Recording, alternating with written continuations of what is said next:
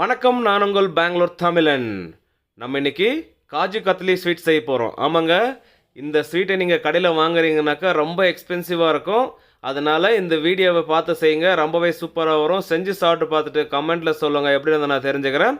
அப்படியே நம்ம சேனலை சப்ஸ்கிரைப் பண்ணாமல் பார்த்துருந்தா சப்ஸ்கிரைப் பண்ணிவிட்டு பக்கத்துலேயே பெல் ஐக்கனை கிளிக் பண்ணிவிட்டு ஆல் என்ற பட்டனை கிளிக் பண்ணுங்க. அப்போ தான் அடுத்தடுத்து போடுற நோட்டிஃபிகேஷனாக வரும் உங்களுக்கு. வாங்க இப்போ வீடியோக்குள்ளே போய் காஜு கத்லி எப்படி செய்கிறதுன்னு பார்க்கலாம்.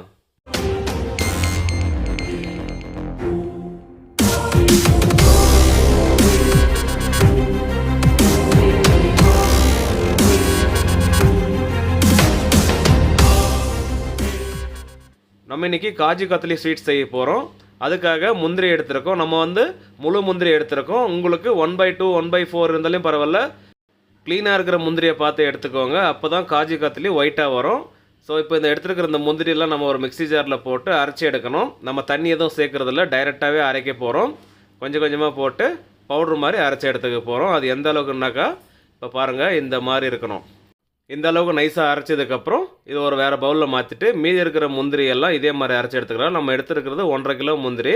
எல்லாத்தையுமே இதே மாதிரி தான் அரைக்க போகிறோம். நம்ம இப்போ எல்லா முந்திரியும் அரைச்சி முடிச்சிட்டோம். இது ஒரு பக்கம் இருக்கட்டும், அடுத்த ப்ராசஸ் பார்க்கலாம் வாங்க. சுகர் எடுத்துக்கலாம். நம்ம செய்கிறது 1.5 கிலோ முந்திரிக்கு 1 கிலோ சுகர் போட்டுக்கலாம். ஒரு கடாயை வச்சுட்டு அதில் 250 ml தண்ணி ஊற்றிக்கலாம். அப்படியே ஸ்டவ் ஆன் பண்ணிவிட்டு நம்ம எடுத்து வச்சுருந்த 1 கிலோ சுகரை இதில் போட்டுக்கலாம். கடாயில் போட்டதுக்கப்புறம் அப்படியே மிக்ஸ் பண்ண ஆரம்பிக்கலாம். அதாவது இந்த சுகர் நல்லா கரைஞ்சி கொதி வரட்டும், நல்லா ஒரு திக்கான பதம் வரணும். அது வரைக்கும் இது கொதிக்கணும். மிக்ஸ் பண்ணி விட்டுட்டே இருக்கலாம், அடி பிடிக்காமல் இருக்கட்டும். இப்போ இந்த சுகர் கொதி வர ஆரம்பிச்சிடுச்சு பாருங்கள். நல்லா கொதி வரட்டும். சுகரெல்லாம் முழுசாக கரைஞ்சதுக்கப்புறம் கடாயை சுற்றி கொஞ்சமாக தண்ணி தெளிச்சிக்கலாம். ஒரு 50 ml தண்ணி எடுத்துருக்கோம். எதுக்காக இந்த மாதிரி தண்ணி தெளிக்கிறோன்னா, அந்த சுகர் கடாயில் ஒட்டி இருக்கும். அதை அப்படியே விட்டுட்டோம்னா அந்த காஜு கத்லியில் சுகர் அங்கங்கே கிடைக்கும். ஸோ அதனால் இந்த மாதிரி தண்ணி தெளித்து அந்த சுகர் சிரப்புல இறக்கி விட்டுட்டோம்னா அது மெல்ட் ஆகிடும். அதனால தான் இந்த மாதிரி தண்ணி தெளிக்கிறோம். இப்போ பாருங்கள், நல்லா திக்கான பதம் வந்துருச்சு. அதாவது 2 கம்பி பதம்னு சொல்லலாம். இதை நம்ம எடுத்து தூக்கி பிடிக்கிறப்பவே பாருங்கள், அந்த சுகர் சிரப்பு நல்லா திக்காக இறங்குது பார்த்தீங்களா. இந்த மாதிரி வந்ததுன்னா பர்ஃபெக்டான பதங்க. இந்த சமயத்தில் கோவா சேர்த்துக்கலாம். நம்ம சுகர்லெஸ் கோவா தான் எடுத்துருக்கோம், 100 கிராமு. இதை சேர்த்துட்டு அப்படியே மிக்ஸ் பண்ணிக்கலாம். நம்ம போட்டிருக்கிற கோவா நல்லா கரைஞ்சி வரணும். அதுக்கு கைவிடாமல் இந்த மாதிரி மிக்ஸ் பண்ண 1 நிமிஷத்தில் கரைஞ்சிரும். அடுத்ததாக நம்ம அரைச்சி வச்சுருக்கோம்ல, அதாவது முந்திரி 1.5 கிலோவை நல்லா பவுட்ரு பண்ணி வச்சுருக்கோம். அதை இதில் சேர்த்துக்கலாம். முழுசாக சேர்த்துட்டு அப்படியே மிக்ஸ் பண்ண ஆரம்பிக்கலாம். இது சேர்க்குறப்போ ஃப்ளேம் மீடியம் ஃப்ளேமில் தாங்க இருக்கணும். ஒரு 2 நிமிஷம் கழிச்சு சிம்மில் வச்சுட்டு அந்த ஃப்ளேம் பரவலாக எரியிற மாதிரி இருக்கணும். அந்த மாதிரி வச்சுக்கோங்க. அப்போ தான் அடி பிடிக்காமல் இருக்கும். இல்லைன்னா அடி பிடிச்சி காஜு கத்லியில் பிளாக்காக தெரியும். அதனால தான் சொல்கிறேன், அடி பிடிக்காமல் பார்த்துக்கோங்கன்னுட்டு. இவர் தான் நம்ம மாதையன் ஸ்வீட் மாஸ்டர். நமக்கு எல்லா ஸ்வீட்டும் கொடுத்துருக்கிறது இவர் தாங்க. நம்ம செஞ்ச எல்லா ஸ்வீட்லேயும் தெளிவான விளக்கம் கொடுத்துருக்காரு. ஸோ அதனால் இவருக்கு ஒரு ரெட் கலர் ஆட்டை போட்டு விட்டுடலாம் வாங்க.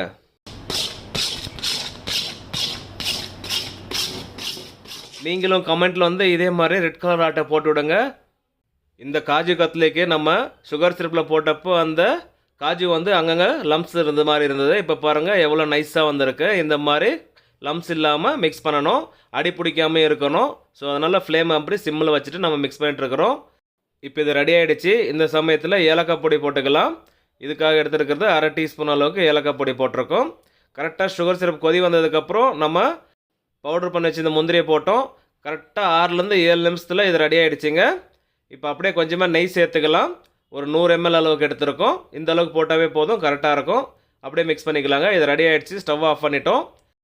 இப்போ அப்படியே நல்லா மிக்ஸ் பண்ணி விடலாம். இது உடனே எடுத்து நம்ம ட்ரையில் போட்டு தட்டக்கூடாது. சூட்லேயே தட்டினோம்னா காஜு கத்லி ரொம்ப கெட்டியாகிடும், மீன்ஸ் ஹார்டாகிடும். அதனால் லேசான சூடு வர்ற வரைக்கும் இதை இப்படியே இந்த கடாயில் ஆற வைக்க போகிறோம். அது எப்படி பண்ண போகிறோன்னா, இந்த நல்லா மிக்ஸ் பண்ணதுக்கப்புறம் இதை அப்படியே கடாயை சுற்றி அப்படியே ஏற்றி விட போகிறோம். அது எப்படின்னு காமிக்கிறேன் பாருங்கள். இந்த மாதிரி கடாயை சுற்றி ஏற்றி விடணும்.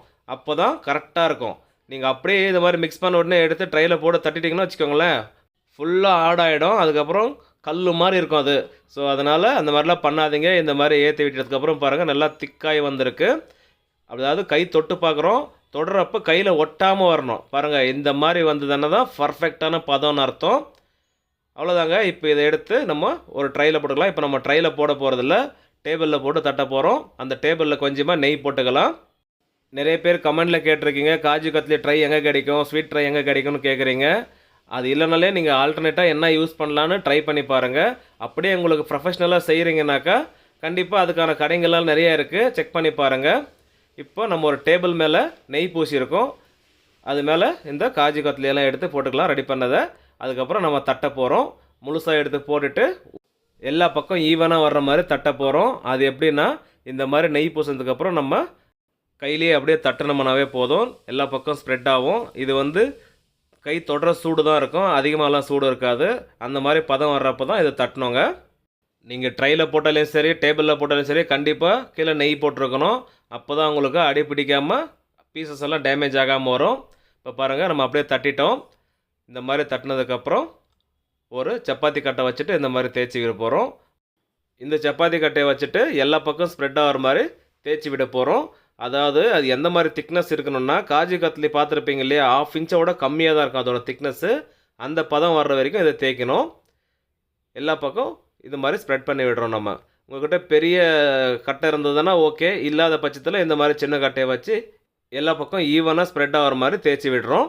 பார்க்கும்போதே தெரியும் எவ்வளோ சூப்பராக ரெடியாக வந்துட்டுருக்குன்னுட்டு. இது ஃபினிஷிங் சூப்பராக வரணும், அதனால தான் இந்த மாதிரி செய்கிறோம். அதே மாதிரி சைடெல்லாம் கொஞ்சம் கரெக்டாக கை வச்சு தட்டி விட்டிங்களானாவே போதும், ஒரே மாதிரி ஷேப் வந்துடும். எப்பவுமே இது டைமண்ட் ஷேப்பில் கட் பண்ணுறதால சைடு பீஸ் கொஞ்சம் வேஸ்ட் ஆகும், இருந்தாலும் பரவாயில்ல. கட் பண்ணும்போது சைடெல்லாம் கரெக்டாக ஷேப் கொண்டு வந்துடலாம், ஒன்றும் பிரச்சனை இல்லை. இப்போது நல்லா தேய்ச்சி முடிச்சிட்டோம் பாருங்கள், ஃபினிஷிங் இந்த அளவுக்கு வந்திருக்கு. இது இப்படியே 1 மணி நேரம் ஆறட்டும், அதுக்கப்புறம் எடுத்து கட் பண்ணலாங்க. இந்த காஜு கத்லி 1 மணி நேரமாக நல்லா ஆறி வந்துருச்சுங்க. இப்போ இது மேலே சில்வர் லீவ்ஸ் ஒட்டிக்கலாம். உங்கள்கிட்ட இருந்தால் ஒட்டிக்கோங்க, இல்லைனா ஸ்கிப் பண்ணிவிடுங்க, ஒன்றும் பிரச்சனை இல்லை. இந்த சில்வர் லீவ்ஸு இந்த ஸ்வீட்டில் ஒட்டுறப்போ கையில் தொட்டுறாதீங்க, அந்த பேப்பரோடு சேர்த்து அப்படியே ப்ரெஸ் பண்ணிங்களானா தான் ஒட்டும். நீங்கள் கையில் தொட்டிட்டிங்களானா உங்கள் கையிலே ஒட்டிட்டு வந்துடும், ஸ்வீட்டில் ஒட்டாமல் போயிடும். இப்போ நம்ம வச்சுருந்த சில்வர் லீவ்ஸ் எல்லாம் ஒட்டிட்டோம். இப்போ பார்க்கவே அழகாக இருக்குது பாருங்கள், அப்படியே கண்ணாடி மாதிரி ஜொலிக்குது. இப்போ கட் பண்ண போகிறோம். கட் பண்ணுறதுக்கு நம்மக்கிட்ட பெரிய ஸ்கேல் இல்லாததுனால குடுப்பி இருந்தது, அந்த குடுப்பியை வச்சுட்டு ஸ்கேல் மாதிரி யூஸ் பண்ணிக்கிறோம். இதெல்லாம் ஒரு சின்ன சின்ன டிப்ஸு. அவ்வளோ பெரிய ஸ்கேல் இல்லாததுனால இந்த மாதிரி நம்ம செய்ய போகிறோம். பாருங்கள், ஸ்ட்ரைட் லைன் வர்றதுக்காக தான் நம்ம ஸ்கேல் யூஸ் பண்ணுறோம். அதுக்கு இந்த குடுப்பியே கரெக்டாக இருக்கும் இல்லையா. ஸோ நம்ம அது இல்லைன்னு சொல்லிட்டெல்லாம் வருத்தப்பட தேவையில்ல. இருக்கிற பொருளை வச்சு நம்ம எப்படி இன்னும் அழகாக கொண்டு வரலான்னு ட்ரை பண்ணணும். என்னடா தத்துவமெல்லாம் பேசுகிறோன்னு நினைக்காதீங்க, சொல்லணும்னு தோணுச்சு சொன்னேன், வேண்டாம்னா ஸ்கிப் பண்ணிவிடுங்க. ஃபுல்லாக ஸ்ட்ரைட் லைன்ஸ் கட் பண்ணி எடுத்துடலாம். அதுக்கப்புறம் கிராஸ் லைன் கட் பண்ணோம், அப்போ தான் டைமண்ட் ஷேப் வரும். ஸ்ட்ரைட் கட் பண்ணதுக்கப்புறம் பாருங்கள், இந்த மாதிரி ஸ்கேல் வச்சுட்டு, அதாவது குடுப்பி வச்சுட்டு இந்த மாதிரி கட் பண்ணோம்னாவே டைமண்ட் ஷேப் வந்துடும். அது எப்படி இருக்குன்னு பாருங்கள், நான் காட்டுறேன் உங்களுக்கு. பாருங்கள், டைமண்ட் ஷேப் வந்துருச்சா. இதே மாதிரி முழுசாக கட் பண்ணிவிட்டு எடுத்து ட்ரையில் அடுக்கிக்கலாம். நம்ம நெய் போட்டால் மட்டும்தான் இந்த மாதிரி ஃபினிஷிங்கோடு வரும். அதனால தான் பாருங்கள் எவ்வளோ சூப்பராக வந்துட்டுருக்கு, அடியில் பிடிக்காமல். சின்னதாக ஒரு டிசைன் பண்ணி காமிக்கிறேன், அதையும் பார்த்துக்கோங்க.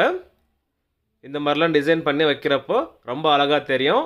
பட் இது சில்வராக இருக்கிறதுனால உங்களுக்கு அவ்வளோ க்ளீனாக தெரியுதான்னு தெரியல. அந்த காஜு கத்லி ஷேப்லேயே நம்ம ஒரு பெரிய சைஸு காஜு கத்லி மாதிரி ரெடி பண்ணிட்டோம் பார்த்தீங்களா. இந்த வீடியோவை யாராச்சும் ஸ்வீட் மாஸ்டருங்க பார்த்துட்டு இருந்தாக்கா திட்டாதீங்க, தெரியாதவங்களுக்கும் சொல்லி கொடுத்துட்ருக்கேன். நமக்கு தெரிஞ்சதை 4 பேருக்கு சொல்லி கொடுக்குறது நல்லது தானே. ஓகே மக்களே, ரொம்பவே எக்ஸ்பென்சிவான ஒரு காஜு கத்லி ஸ்வீட் ரெசிபி செஞ்சு காமிச்சிருக்கேன். நீங்களும் இதே மாதிரி செய்யணும்னு சொல்லி வீடியோ முழுசாக பார்த்து செய்யுங்க, ரொம்பவே சூப்பராக வரும். செஞ்சு சாப்பிட்டு பார்த்துட்டு கமெண்ட்டில் சொல்லுங்கள் எப்படி இருந்தால் நான் தெரிஞ்சுக்கிறேன். அப்படியே இந்த video friends and family member கூட ஷேர் பண்ணிட்டு சப்போர்ட் பண்ணிட்டு வாங்க. நீங்களும் சப்ஸ்கிரைப் பண்ணாமல் வந்தால் சப்ஸ்கிரைப் பண்ணிட்டு பக்கத்திலே பெல் ஐக்கனை கிளிக் பண்ணிட்டு ஆல் என்ற பட்டனை கிளிக் பண்ணுங்க. அப்போ தான் அடுத்தடுத்து போடுற நோட்டிஃபிகேஷன் வரும் உங்களுக்கு. மேலும் மேலும் சப்போர்ட் பண்ணிட்டு வாங்க. மீண்டும் அடுத்த வீடியோவில் சந்திப்போம். பாய்.